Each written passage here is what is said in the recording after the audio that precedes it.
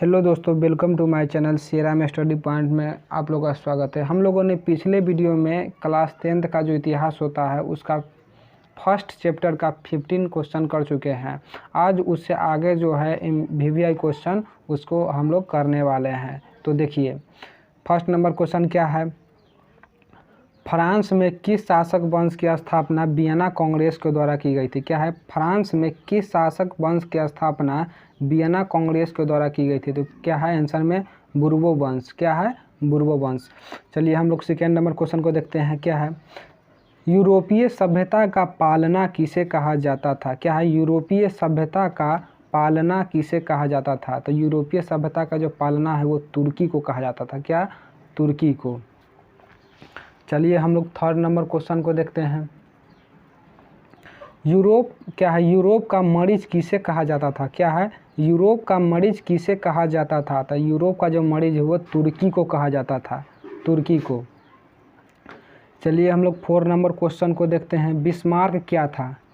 क्या है, बिस्मार्क क्या था? बिस्मार्क जो हो वो कूटनीतिज्ञ था। क्या, कूटनीतिज्ञ था। चलिए हम लोग 5 नंबर क्वेश्चन को देखते हैं। 5 नंबर क्वेश्चन में क्या है, काउंट काबूर को विक्टर एमेनुअल ने किस पद पर नियुक्त किया था? क्या है, काउंट काबूर को विक्टर एमेनुअल ने किस पद पर नियुक्त किया था? तो काउंट काबूर को जो है विक्टर एमेनुअल ने वे प्रधानमंत्री, क्या, प्रधानमंत्री के पद पर नियुक्त किया था। चलिए हम लोग 6 नंबर क्वेश्चन को देखते हैं। लाल कुर्ती का गठन किसने किया था? क्या है, लाल कुर्ती का गठन किसने किया था? तो लाल कुर्ती का जो गठन है वो गैरीबाल्डी ने किया था। क्या, गैरीबाल्डी ने। चलिए हम लोग 7 नंबर क्वेश्चन को देखते हैं। फ्रैंकफर्ट की संधि, क्या है, फ्रैंकफर्ट की संधि कब हुई थी? तो फ्रैंकफर्ट की संधि जो है वो 1871 ईस्वी में हुआ था। क्या, 1871 ईस्वी में हुआ था। चलिए हम लोग 8 नंबर क्वेश्चन को देखते हैं। क्या है, वर्साई की संधि कब हुआ था? क्या है, वर्साई की संधि कब हुआ था? तो वर्साई की जो संधि वो 1990 में हुआ था। क्या, 1919 में। चलिए हम लोग 9 नंबर क्वेश्चन को देखते हैं।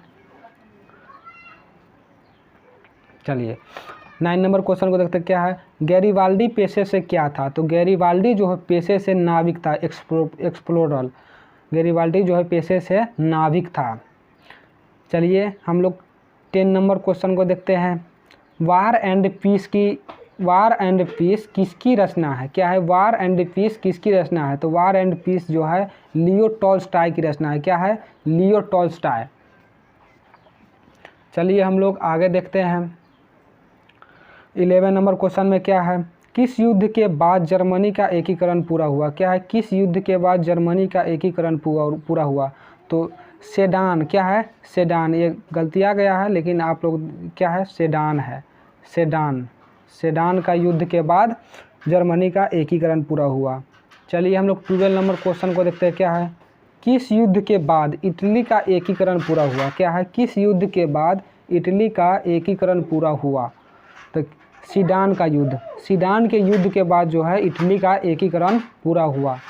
चलिए हम लोग 13 नंबर क्वेश्चन को देखते हैं।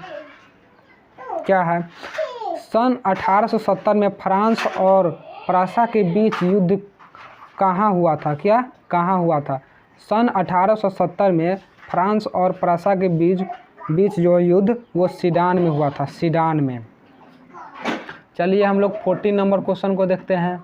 क्या है, 14 नंबर क्वेश्चन में क्या है, 1829 ईस्वी की एड्रियानोपुल, क्या है, एड्रियानोपुल की संधि किस देश के साथ हुई थी? क्वेश्चन क्या है, 1829 की एड्रियानोपुल की संधि किस देश के साथ हुई थी? वो तुर्की और रूस के बीच हुआ था। क्या, तुर्की और रूस के बीच। चलिए हम लोग 15 नंबर क्वेश्चन को देखते हैं। मार्च 1946 में फ्रांस तथा वियतनाम, क्या है, मार्च 1946 में फ्रांस तथा वियतनाम के बीच होने वाला समझौता किस नाम से जाना जाता है? तो वो जो है ऑप्शन दिया है इसमें, तैतसिन, captain, Cantor, none of this. तो इसका जो आंसर हो जाएगा इनमें से कोई नहीं, नॉन ऑफ दीज।